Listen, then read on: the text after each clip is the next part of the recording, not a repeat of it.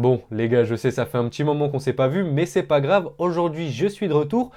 J'ai l'impression de dire ça à chaque vidéo, mais en tout cas, aujourd'hui, je suis là pour vous faire un petit concept assez sympa. Le mercato parfait du Bayern Munich. On le sait, leur saison passée était catastrophique. Leur pire saison sur les 10 dernières années. Et donc aujourd'hui, on va essayer de jouer au rôle de directeur sportif, voir les joueurs qu'il faut vendre, les joueurs qu'il faut acheter. En tout cas, on va essayer de bâtir une équipe pour remporter tous les trophées. Et on commence directement avec la composition d'équipe. On le sait, le coach, c'est Thomas Tuchel. Il a été recruté en fin de saison passée. Alors moi, de mon côté, j'ai choisi un 4-2-3-1. Je sais que c'est plutôt un adepte des compositions à 3 défenseurs, notamment du côté de Chelsea. Mais je sais aussi que c'est un coach polyvalent. Du côté du Paris Saint-Germain, il jouait pas mal de fois avec des défenses à 4. Aussi, devant, avec le nombre d'attaquants qu'il avait, on se rappelle les 4 fantastiques, il a souvent dû changer de composition. Et donc, je pense que le 4-2-3-1 sera un dispositif qu'il pourra aligner cette saison avec le Bayern Munich, surtout qu'il l'a déjà fait depuis son arrivée. Il a alterné entre les compositions à 3 défenseurs, la plupart du temps un 3-4-2-1 et le 4-2-3-1 justement que je vais choisir pour cette vidéo. On enchaîne maintenant avec les ventes et je vais commencer par vous énumérer les ventes qui ont déjà été faites par le Bayern Munich. Et tout d'abord, on a évidemment la vente de Lucas Hernandez du côté du Paris Saint-Germain. Franchement, j'ai envie de vous dire, très belle affaire pour le Bayern Munich. Le PSG, à mon avis, se fait un petit peu arnaquer. 45 millions, c'est à mon avis un petit peu cher, surtout que c'est un joueur qui se blesse beaucoup et qui, entre parenthèses, est pour l'Olympique de Marseille, même si bon, c'est un détail. Du côté des supporters du Paris Saint-Germain, pas vraiment. Mais bref, ensuite on enchaîne avec Daley Blind qui est parti du côté de Gérone. Lui, il a fait un passage à vide, j'ai envie de dire, du côté du Bayern Munich. C'est pas un joueur qui va marquer la Bavière. Il s'en va du côté de Gérone libre. Ça va pas changer grand-chose pour la saison du Bayern Munich. Ensuite, on a Bright R&B. Je ne connais pas ce joueur, peut-être il fait un peu de rap, un peu de R&B. Excusez-moi pour la vanne, mais en tout cas, lui aussi s'en va libre, ça ne va rien changer à la saison du Bayern. Et pour finir, on a Cancelo qui retourne du côté de Manchester City. Le Bayern Munich ne va pas lever sa clause de libération, enfin je suis pas sûr s'il y avait une clause d'achat, mais en tout cas, il ne compte pas le recruter définitivement. Et c'est tout pour les transferts déjà actés. Maintenant, on va commencer avec les joueurs que j'ai envie de vendre. Et pour commencer avec les gardiens, on a pas mal de gardiens. Donc premièrement, j'envoie Nübel en prêt, avec ou sans option d'achat. Je pense que c'est pas vraiment important, même si le mieux ce serait de faire sans option d'achat, puisque c'est un joueur d'avenir. Et à mon avis, il n'a pas encore le niveau pour être gardien du Bayern Munich, mais comme il est encore jeune, il faut qu'il enchaîne les matchs afin de se faire les dents, de se faire les gants. Je ne sais pas si on peut dire ça comme ça, mais en tout cas, je l'envoie en prêt, peut-être dans un club de Bundesliga. Monaco n'a pas voulu l'acheter définitivement. Ils ont déjà recruté un joueur qui s'appelle Köln, si je ne me trompe pas, le gardien de Salzbourg. En tout cas, ce serait pas mal de le faire prêter. Ensuite, on enchaîne avec Sommer, que je fais partir du côté de l'Inter Milan. Et oui, on sait maintenant, ils ont vendu Onana à Manchester United. Ils ont besoin d'un gardien. Sommer, maintenant que Manuel Neuer est de retour, je ne pense pas qu'il acceptera le second rôle, le rôle de remplaçant. Il voudra partir. Selon Transfermarkt, il a une valeur à 5 millions d'euros. Je pense que c'est une somme correcte. Je le vends pour 5 millions d'euros à l'Inter Milan. On enchaîne tout de suite avec les défenseurs et une piste qui est chaud bouillante, qu'on connaît déjà. C'est Benjamin Pavard du côté de Manchester City. Peut-être qu'à l'heure où vous regardez la vidéo, le transfert est déjà officiel. Selon les rumeurs, il devrait être transféré aux alentours des 30-35 millions d'euros. Je pense que le Bayern peut arriver à négocier à 40 millions d'euros, qui est sa valeur marchande selon Transfermarkt. Je pense que c'est une affaire, même si pour moi Pavard est un joueur assez sous-coté et qu'il apporte et qu'il sait apporter au Bayern. Ça va être un joueur qui va manquer, mais on va le voir après avec les joueurs qui vont être recrutés. On va essayer de combler ce départ. En tout cas, belle recrue pour Manchester City. On enchaîne directement avec Bounassar, que je laisse s'en aller libre. Alors, il lui reste 1 ou 2 années de contrat si je ne me trompe pas. Il a fait un passage au Bayern Munich que j'ai envie de dire, on ne comprend pas toujours, on ne sait toujours pas pourquoi il est venu au Bayern Munich. Selon Transfermarkt, il vaut 2 millions d'euros, mais j'ai envie de dire que je le laisse partir libre, puisque je ne sais pas vraiment s'il y a des clubs qui sont intéressés par lui. J'ai presque envie de dire, on essaie de résilier son contrat à l'amiable. C'est le mieux pour tout le monde, comme ça lui se trouve un club où il pourra jouer. Le Bayern se dégage un peu de sa masse salariale et tout le monde est content. Maintenant, on passe au milieu de terrain. Première vente choc et première énorme vente, j'ai envie de dire. Leon Goretzka, pour moi c'est dehors, c'est un joueur qui se blesse bien trop souvent, même si c'est un très très bon joueur, il n'a jamais su depuis la saison 2019-2020 rester au top niveau assez longtemps.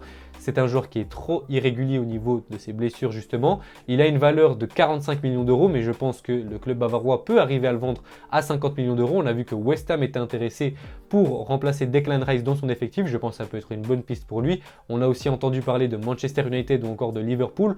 En tout cas, je pense qu'un passage du côté de la Première Première Ligue pour lui, ça pourrait être intéressant. Et 50 millions, ça me paraît être une somme raisonnable. Donc je pense que je le vends 50 millions à West Ham cet été. Ensuite, on va passer aux deux derniers milieux de terrain, deux joueurs que j'envoie en prêt sans option d'achat. C'est Tillman et Paul Vanner, deux joueurs avec un beau potentiel, mais deux joueurs qui n'auront jamais la place de jouer dans l'effectif bavarois. Donc je pense que le mieux pour eux, c'est de les envoyer en prêt, qu'ils enchaînent les minutes et qu'ils s'aguerrissent. On finit maintenant avec la dernière et 12e vente de ce mercato. C'est évidemment Sadio Mané, le seul attaquant que je vais vendre, peut-être étonnamment selon certains. En tout cas, dites-moi dans les commentaires si vous en auriez vendu d'autres. Mais sa valeur marchande est estimée à 25 millions d'euros. On sait que le Bayern, maintenant, avec les offres de l'Arabie Saoudite, en demande entre 30 et 35 millions d'euros. On va dire 30 millions d'euros, c'est une somme raisonnable. On a entendu parler bien sûr d'Al Nasser, mais apparemment, eh bien, ce serait finalement un peu échoué. Mais on a entendu parler d'autres clubs comme Al Ahly ou Al Ittihad. Désolé, je regarde mes notes qui étaient un petit peu cachées. En tout cas, si Sadio Mané s'en va du côté de l'Arabie Saoudite, j'ai envie de dire que c'est un bon coup pour le Bayern Munich qui l'a recruté pour une trentaine de millions d'euros l'année passée, si je ne me trompe pas. Il n'a pas convaincu au sein de l'équipe bavaroise. Il y a eu des embrouilles dans le vestiaire du Bayern Munich. J'ai envie de dire que c'est un poids que dont le Bayern se soulage.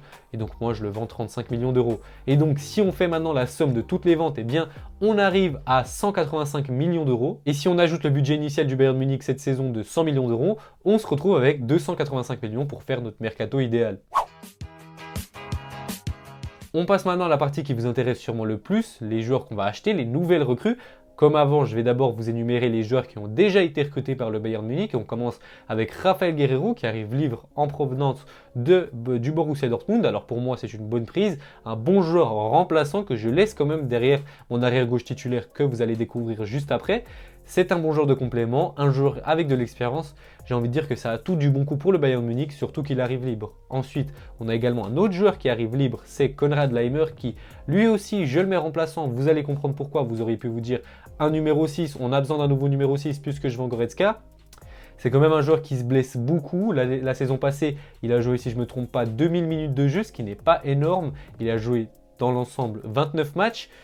J'ai envie de dire que c'est pas un joueur sur lequel on peut compter toute l'année, en tout cas sur ces deux dernières saisons, pas vraiment. Donc je préfère le mettre sur le banc et recruter un autre joueur titulaire indiscutable en tant que milieu défensif. Après, si Konrad Laimer montre qu'il a le niveau pour être titulaire et qu'il ne se blesse pas trop, pourquoi pas? Ça, c'est des choses qu'on verra au fur et à mesure de la saison. Et pour finir, la dernière recrue déjà officielle du côté du Bayern Munich, c'est Kim Min-jae qui arrive en provenance du Napoli pour 50 millions d'euros. Je le mets titulaire, voilà. Est-ce que j'ai vraiment besoin de vous présenter Kim Min-jae? C'est un joueur exceptionnel, il a fait partie du triomphe en Italie de Napoli. Pour moi, c'est une superbe recrue pour le Bayern Munich qu'il saura apporter. Ça ajoute de la rotation puisqu'on a Upamecano, Kim Min-jae du coup et Mathys de Ligt qui sont trois top défenseurs mondiaux. Moi, je mets Kim Min-jae en titulaire. Vous allez voir qui sera sur le banc, qui sera titulaire juste après. Maintenant, on fait comme avant, on va passer gardien de but, défenseur, milieu de terrain et attaquant. Et je vais recruter un gardien, puisque pour moi, Ulreich, même si je le garde au club, c'est un peu léger pour un second gardien, surtout que Manuel Neuer, son contrat se termine en 2024, donc il faudra un gardien pour l'année prochaine. Et c'est pourquoi je recrute un jeune gardien qui a du potentiel, mais qui à mon avis acceptera d'être numéro 2 cette saison. C'est, excusez-moi déjà pour la prononciation, Mamardashvili en provenance de Valence. C'est un gardien auquel on avait un petit peu entendu parler il y a quelques saisons. Il a un très bon potentiel, c'est déjà un bon gardien de Liga. Même si ce n'est pas encore un top gardien mondial, je pense qu'il a le potentiel pour le devenir. Et en tant que doublure cette saison et titulaire l'année prochaine, je pense que ça peut être un bon coup. Sa valeur marchande est estimée à 25 millions d'euros, mais Valence, on connaît, ils ont quand même un petit peu besoin d'argent. Donc je pense que si le Bayern Munich fait déjà une offre à 20 millions d'euros, ils pourront se le procurer. C'est pourquoi moi je recrute Mamardashvili en second gardien cette saison. On passe maintenant aux défenseurs. Également une piste qui est déjà chaud bouillante, c'est Kyle Walker. Évidemment, le Bayern Munich est intéressé par Kyle Walker. C'est pour ça que Manchester City voulait recruter Pavard. Alors lui vaut bien moins cher que Pavard, il vaut 13 millions d'euros. Et je ne pense pas que Manchester City va le laisser partir comme ça pour 10-13 millions d'euros. Donc j'estime qu'ils vont le prendre à 17 millions d'euros. Voilà, je pense que c'est une bonne recrue qui saura apporter quelque chose de différent de Pavard. Alors il a quand même des qualités défensives, mais lui pourra également apporter offensivement et saura percuter avec sa vitesse. Je pense que c'est une très bonne recrue pour le Bayern Munich, quelqu'un qui a gagné la Champions League, qui vient de la gagner avec Manchester City, quelqu'un qui a de l'expérience dans les top clubs, quelqu'un qui est rapide, quelqu'un qui, j'allais dire, a de l'expérience. Bref, vous l'avez compris, c'est une très bonne recrue, même si un peu âgé par rapport à Pavard. Il lui reste quand même des années devant lui. Pour le reste de la défense, eh bien, je ne fais pas d'autres recrues. En défenseur central titulaire, eh bien, à côté de Kim Min-jae, je vais mettre Mathis de Ligt et en remplaçant Upamecano et Stanisic. Je n'ai pas mis Stanisic à droite puisque j'ai déjà mis Mazraoui, puis Stanisic peut jouer à droite et en défenseur central. Je pense quand même que Kim Min-jae est un petit peu au-dessus de Upamecano. On a vu quand même, il avait quelques lacunes la saison passée, même s'il pourra pourquoi pas à l'avenir s'instaurer en tant que défenseur central titulaire, surtout si, on le verra à la fin de la vidéo, Thomas Tuchel décide d'instaurer une défense à 3. Mais en tout cas, pour l'instant, je pars avec De Ligt et Kim Min-jae. Et à gauche, évidemment, je garde Alphonso Davies. Alors, on a entendu quelques rumeurs qu'il envoyait du côté du Real Madrid. Mais bon, lui a déclaré que ce serait un rêve pour lui de finir légende et de terminer sa carrière au Bayern Munich. Alors, je le garde. C'est un excellent défenseur gauche, l'un des meilleurs au monde. Pourquoi le vendre? J'ai envie de vous dire. On passe maintenant au milieu de terrain. Évidemment, Kimmich en milieu de terrain gauche. Alors apparemment, ces derniers jours, on a entendu que ce ne serait plus un indiscutable, un intouchable du côté du Bayern Munich. Mais ça m'étonnerait vraiment de le voir partir cette saison. À mon avis, lui, c'est un joueur qui a vocation à finir sa carrière au Bayern Munich, à devenir le futur capitaine. Si ça ne l'est pas déjà après Manuel Neuer, je ne suis pas sûr. Dites-le moi en commentaire. Et derrière lui, eh bien, je garde en remplaçant Gravenberch. Alors, il n'a pas beaucoup joué la saison passée, mais avec le petit dégraissage qu'on va faire au milieu de terrain, eh bien, je pense qu'il pourra grappiller les minutes de jeu cette saison. Et à côté de lui, eh bien, en titulaire, qui est-ce que je mets? Eh bien, c'est Sangaré, le joueur du PSV Eindhoven. On entend parler de lui depuis quelques saisons. C'est maintenant un joueur qui a de l'expérience. Il a 26 ans. Selon Transfermarkt, il vaudrait 35 millions d'euros. Mais je pense que le Bayern va payer 40 millions d'euros pour lui. Voilà, c'est un joueur qui est assez prisé, même si un peu sous-coté. On sait que pas mal de clubs sont sur lui, mais bon, ce n'est pas quel exemple je pourrais vous donner? Declan Rice, que Manchester City et Arsenal s'arrachaient, non. Lui, c'est un joueur un peu moins connu et un peu moins, j'ai envie de dire, vendeur de maillot. Mais en tout cas, c'est un très bon joueur. Un numéro 6 justement pour remplacer Goretzka, puisqu'on le sait maintenant, Tuchel veut monter Kimmich en 8 et lui faire avoir un rôle un peu plus offensif. Lui, contrairement à Leimer, n'a eu aucun souci physique, en tout cas très peu. C'était que des maladies depuis qu'il est passé, depuis qu'il est arrivé au PSV Eindhoven. Avant, il jouait à Toulouse, il avait eu une petite blessure au tendon, si je ne me trompe pas. En tout cas, une très bonne recrue pour le Bayern Munich à 40 millions d'euros. Je ne pense pas que c'est quelque chose d'excessif. Et si on compare avec la vente de Goretzka, eh bien ça se compense, 50 millions, 40 millions.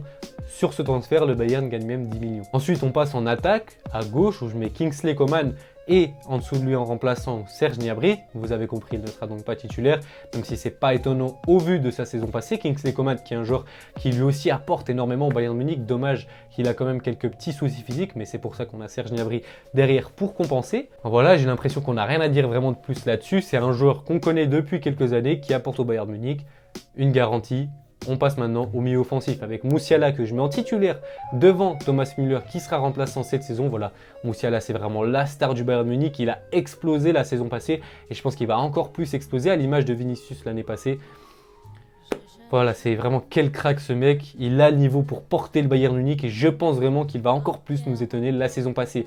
Et maintenant, on passe à droite, là où ça devient un petit peu plus intéressant. D'abord, en remplaçant, je mets Leroy Sané. Alors, vous allez vous dire, qui est-ce que je mets en ailier droit titulaire? Eh bien, une nouvelle recrue peut-être qui va vous étonner.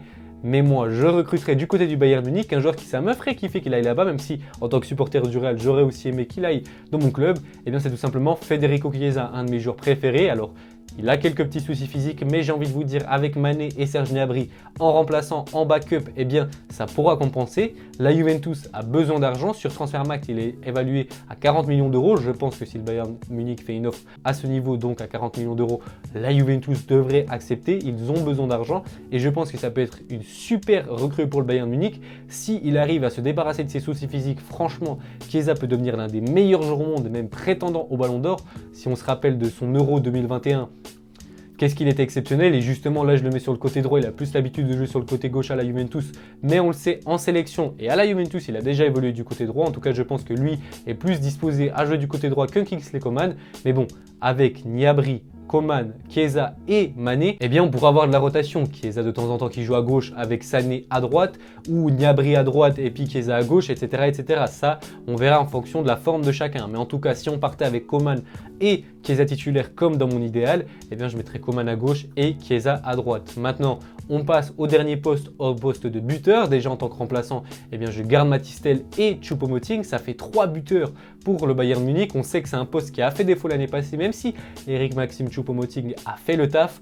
Ça reste non plus pas un joueur qui va te mettre 50 buts dans une année. Non, au Bayern Munich, on a besoin d'une superstar.